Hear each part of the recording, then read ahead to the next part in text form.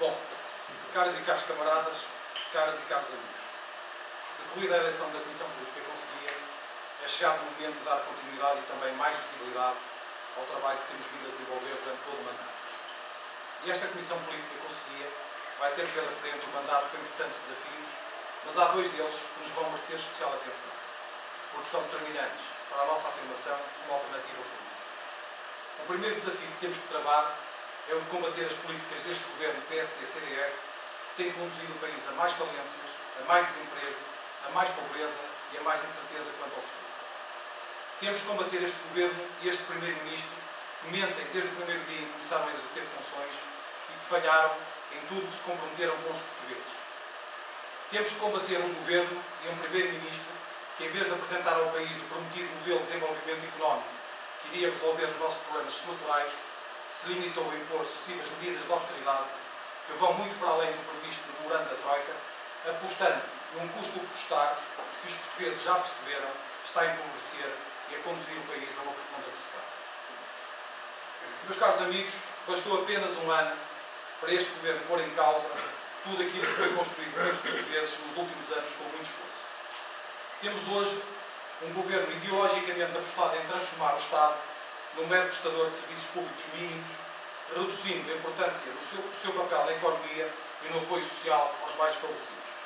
Temos que denunciar um governo que empurra os utentes do Serviço Nacional de Saúde para o setor privado, a aumentar drasticamente as taxas moderadoras e que irresponsavelmente contrata profissionais de saúde com base em critérios de natureza exclusivamente economicista, colocando em causa a qualidade dos nossos serviços públicos de saúde. Juntamos a isto a tragicomédia de um primeiro-ministro que transforma o flagelo do desemprego numa oportunidade para mudar de vida, revelando uma completa insensibilidade para com o drama em que se encontram centenas de milhares de portugueses, muitos deles jovens pertencentes a uma geração que é, sem sombra de dúvida, a mais qualificada de ser. Temos que criticar um governo que promove o despedimento de milhares de professores e que no Orçamento de Estado de 2012 cortou na educação 3 vezes mais do que estava previsto no memorando de entendimento. Um governo que, ao colocar o nosso PIB para a educação no valor mais baixo da Europa há 27, demonstra a sua aversão à escola pública e o seu empenhamento em voltarmos a um sistema elitista em que o acesso à educação passa a ser um privilégio de apenas alguns. E nós, os socialistas, sabemos bem que um governo que não investe na educação, na investigação, na inovação, na qualificação dos portugueses, é um governo que impedirá que Portugal tenha futuro. E, meus caros camaradas e amigos, como classificar um Ministro da Educação que é exigente com os exames para crianças e jovens e é complacente para com o Ministro Relvas? Dr. Relvas. Finalmente,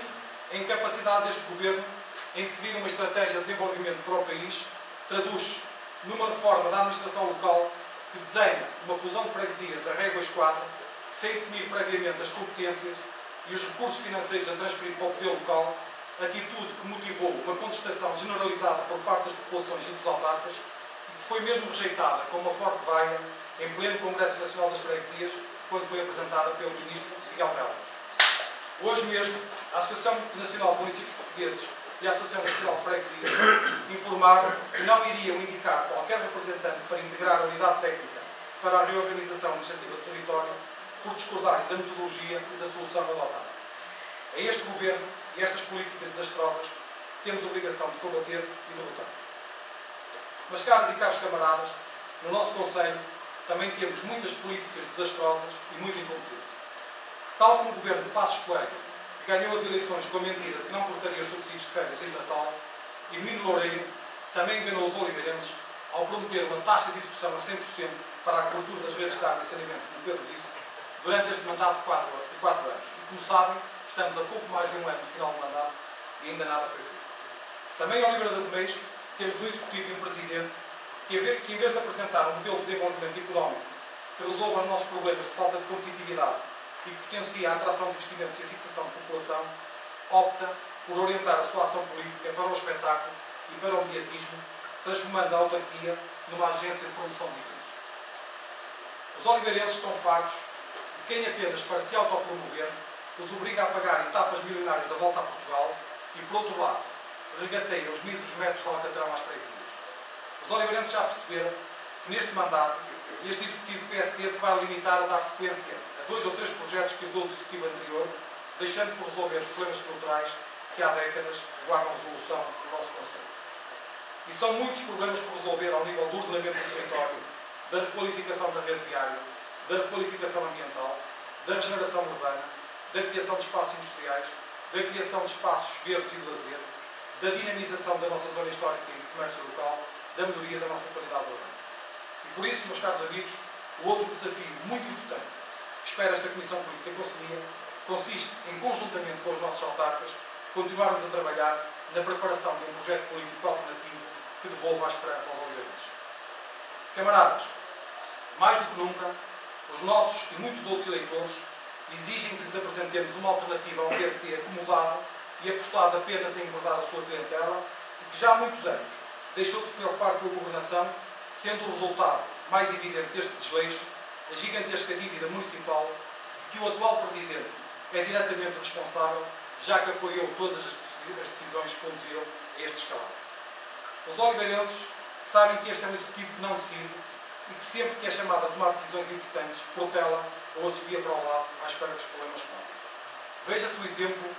da comissão criada para a elaboração de uma proposta para um mapa da reorganização administrativa do nosso Conselho, cuja última reunião aconteceu há meses. Desde essa altura, e apesar dos anúncios públicos de Mino Loureiro que a comissão ia reunir, nada aconteceu. Fica claro para todos que o Presidente de Câmara utilizou esta comissão apenas para se escudar, para não ter que decidir. Não queremos queira porventura fazer esta importante discussão durante o mês de agosto, aproveitando as férias dos oliveirenses e dos nossos autárquicos. Mas, meus caros, conforme disse o Pedro Nuno, isto não nos deve surpreender, porque este Presidente de Câmara divide com o futebol e com a sua produção pessoal o tempo que devia dedicar totalmente ao Conselho. Os oliveirenses merecem e podem ter mais. E é por sabermos que é possível desenvolver-se sem comprometer, construir sem destruir, que queremos ganhar as próximas eleições e acabar com esta incompetência. O PS tem a obrigação de apresentar nas próximas eleições um projeto político moderno e ambicioso que potencie o desenvolvimento económico e social de Oliveira das Meias e que responda às expectativas dos oliveirenses. Teremos, pois, um mandato difícil e muito exigente, mas também muito estimulante, onde temos que envolver todos os oliveirenses, militantes ou simpatizantes, que anseiam por contribuir para que possamos, com trabalho e seriedade, desenvolver um projeto autárquico que devolva ao município o pioneirismo e o prestígio da outrora. Um projeto político que aposte numa cultura de valorização do nosso território, que passe pela preservação do nosso património natural e do nosso património histórico e cultural e pelo enriquecimento do nosso movimento associativo sem o politizar e condicionar. Um projeto político que aposte numa cultura industrial que promova a criação de zonas industriais que atraiam investimentos geradores de riqueza e de postos de trabalho. Um projeto político apostado numa cultura de urbanidade, dotando o conceito das infraestruturas básicas que faltam, requalificando os equipamentos e os espaços públicos, criando parques e zonas de lazer, novas vivências e novas centralidades. Temos que ter um executivo que, contrariamente ao atual governo, aposte numa cultura de formação e qualificação dos oliveirenses, porque será através da valorização das suas competências que garantiremos o futuro do Conselho de Oliveira das Meias. Mas para termos sucesso com este projeto, temos que estar unidos e determinados. E é por isso que, apesar de hoje ser sexta-feira, nós não vamos para a brincadeira e começamos hoje mesmo a trabalhar para projetar o futuro para Oliveira das Meias. Vamos trabalhar para que possamos ser merecedores do voto de confiança que vamos pedir aos oliveirenses e para que possamos implementar um projeto de progresso e desenvolvimento que Oliveira das Meias e os oliveirenses merecem. Viva o PS, viva Oliveira das Meias!